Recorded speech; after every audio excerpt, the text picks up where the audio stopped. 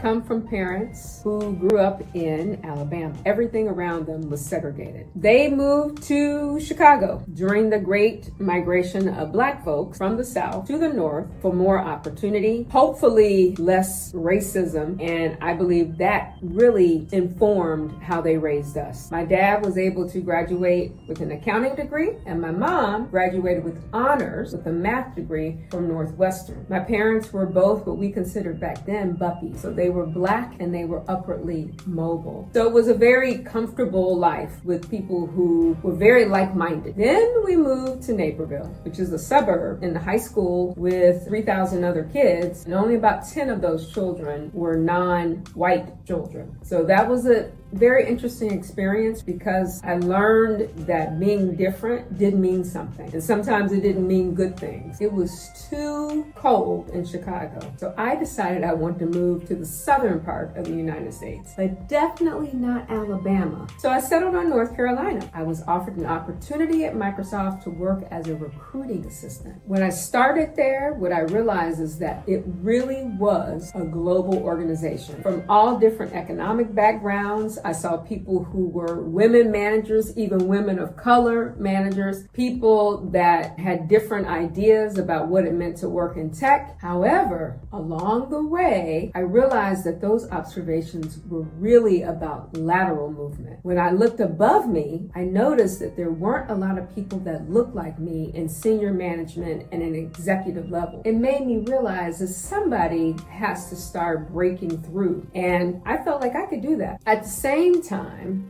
I was learning about activism and advocacy on the behalf of my son because he was living with autism. I had to figure out how to manage the intricacies of life, love, and leadership. Given the fact that I was told how progressive and diverse it was in the Netherlands, I decided to make it my new home. Turns out I was the only chocolate chip in the batter at work, one of a few women, only Black person, and one of a handful of Americans at a global tech giant. If you're an advocate, you have to be who you are, and you have to sometimes correct things that they may say, but in a way that will help them see that being diverse, equitable, and inclusive is actually better for them as well. I always think it's important for my team to be seen, heard, and valued. Understand who they are, not just what they do. Your uniqueness could be the secret ingredient that helps you advance in your career, as well as help others unlock their potential for greatness.